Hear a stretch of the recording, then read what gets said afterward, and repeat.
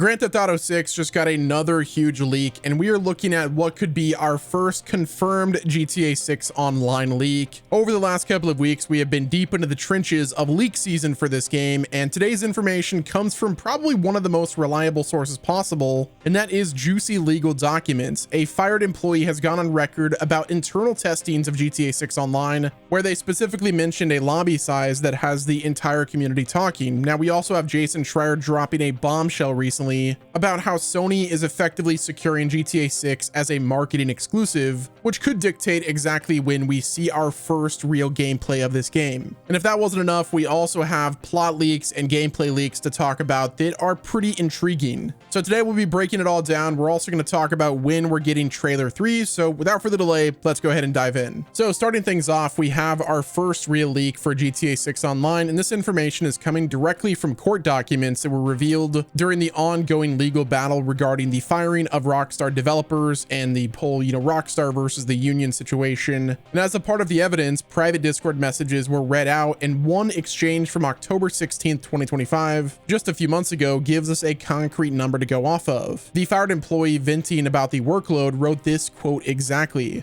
"Absolutely no idea. They mentioned the large session we did today being difficult to do, but that was 32 players. Not sure how that was difficult." Now, this news coming out has immediately had the community reacting, with some people wondering why only 32 players. GTA Online on PS5 already supports 30. Isn't this supposed to be next gen? And why don't we have 100 players? Which you have to understand, like, I get it. I've been dreaming of having like 5M style servers with GTA 6 Online. And then there's other industry standard games like Fortnite who put 100 people on a map. So we all kind of assume the GTA 6 should be able to match that. So us hearing that a 32 player session was considered difficult less than a year before launch does sound worrying on paper. But let's kind of look at the developer's mindset. Why was it difficult? Well, because the game isn't finished yet. If they've already got like working code on the Rage engine for 30 player lobbies, cranking up to 32 players using like similar netcode and stuff like that probably isn't too difficult. But when you're in active development, you're running debug builds. These builds are not optimized. They're tracking every bullet trajectory, every physics interaction, every line of code to catch bugs. So running 32 players on a heavy, unoptimized debug build is going to be infinitely more taxing on the server than running 32 players on a polished build. Also, the scaling right here is the key concept. You don't immediately start with 100 players with this. You start with 5 and then go to 10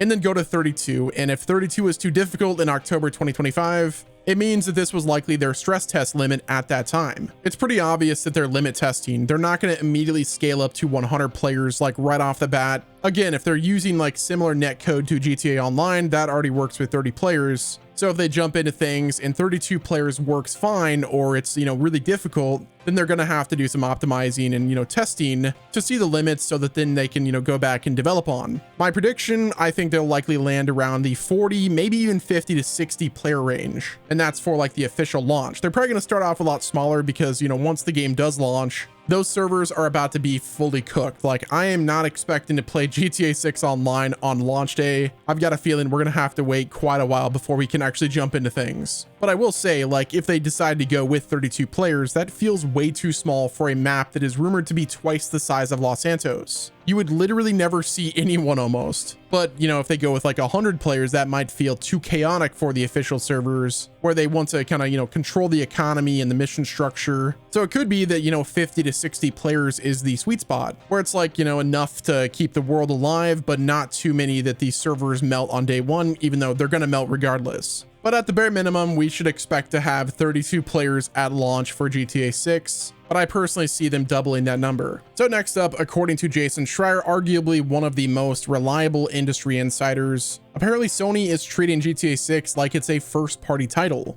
Schreier recently stated in a podcast, PlayStation will be the main platform for the game. It's kind of like a PlayStation exclusive, and I suspect that Sony is planning its entire calendar around GTA. They will not release anything within the blast area of that game. He went on to say that while the game is obviously coming to Xbox, Sony has likely secured the marketing rights, which just kind of changes the entire landscape of 2026. We've seen this before with Call of Duty and Hogwarts Legacy. It means that every time you see a GTA 6 trailer on TV, it will likely end with the PlayStation logo. It means that if there is an official console bundle, it will likely be the PlayStation 5 or the PS5 Pro respectively. But what I think is most important is it could change when we actually see this gameplay. Sony historically, holds a major state of play or PlayStation showcase in September, and if GTA 6 is releasing in November, pending no delays, please no delays, a September showcase could be the perfect time for the gameplay deep dive if we actually get a release this year. So imagine this scenario. It's September 2026. Sony announces a massive showcase, and in that event, they show off a trailer of gameplay running on the PlayStation 5 Pro. They show off the ray tracing, and hopefully they show the 60 FPS mode, which, we'll talk about that in a different video. And then, of course, they show off all of the other DualSense features that I'm sure it'll come with. Now, if Jason Schreier is right, Sony is clearing the deck, essentially. They will not release any major first-party titles in November if GTA 6 is releasing then. They're going to let GTA 6 basically carry the holiday sales and more, which this kind of confirms that the PlayStation 5 Pro is effectively going to be marketed as the GTA 6 machine, if what Jason Schreier is saying is indeed real. So now let's talk about the immediate future. When are we actually going to see more of GTA 6? We are already rounding out January, and we already have a next event to look forward to, which is February 3rd, 2026, which is,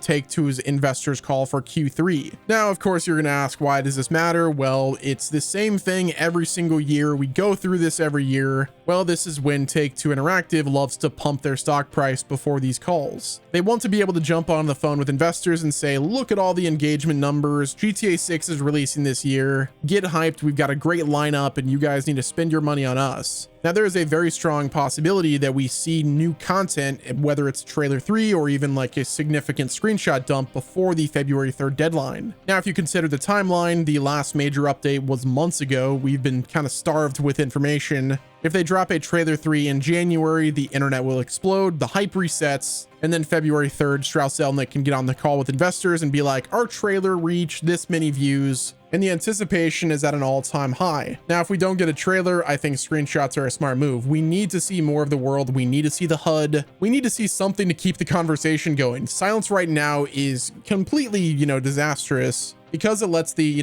further delay rumors, fester. Jason Schreier mentioned that he would be shocked if the game slipped to 2027. So right now, at the very least, Rockstar needs to show confidence. A trailer before the earnings call is the ultimate power move to kind of prove that they can hit that, November 19th release date. Now, if we get past February with nothing, I wouldn't, worry too much. But if we're like in spring or like even sometime in the middle of summer and we don't have any news, that right there is when I would start to get pretty concerned. Finally, let's go ahead and get into some of the juicy stuff. So this is a plot leak that I initially dismissed when it first surfaced, but due to recent firings, it has gained quite a bit of credibility. A Reddit post from late 2023 detailed specific plot and mechanic points that at the time sounded like fan fiction, but here's the kicker. Rockstar confirmed they fired an employee in November 2023, just 1 month after this leak was posted, and they fired them for leaking confidential information, so the timeline kind of matches pretty perfectly. So what did the leak say? Well, first and foremost, we have to talk about the plot. This leak claims that Lucia has a child, and in a flashback cutscene, she allegedly abandons her baby at a delicatessen before heading out to do a bank robbery, which then leads to her arrest, and that explains why she's in prison at the start of the game. Now, after she is released on probation, Jason picks her up from prison. They aren't a couple straight off the bat,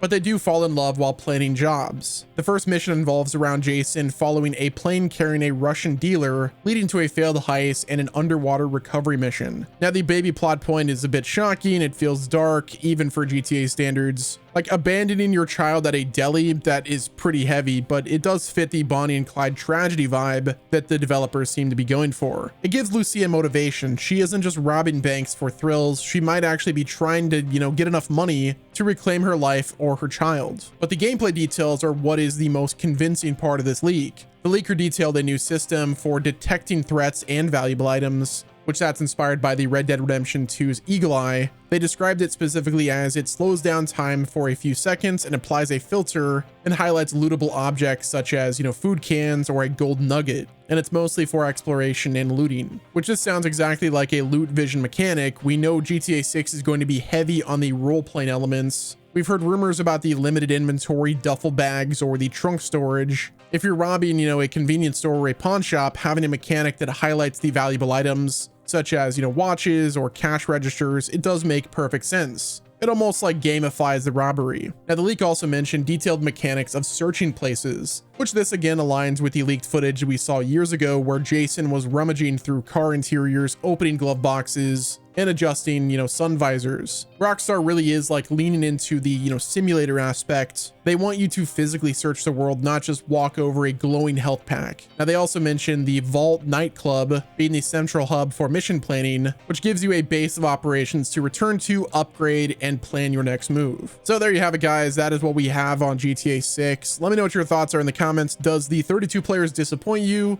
or do you trust Rockstar to make it work and, scale that thing up a lot more? And what are your thoughts on the plot leak and the mechanics leak? Do you guys believe it? Yay, nay? Thanks for watching. Hit the like button if you enjoyed. Subscribe with your noties on. And until next time, this has been Wes, and I will talk to you guys in the next video.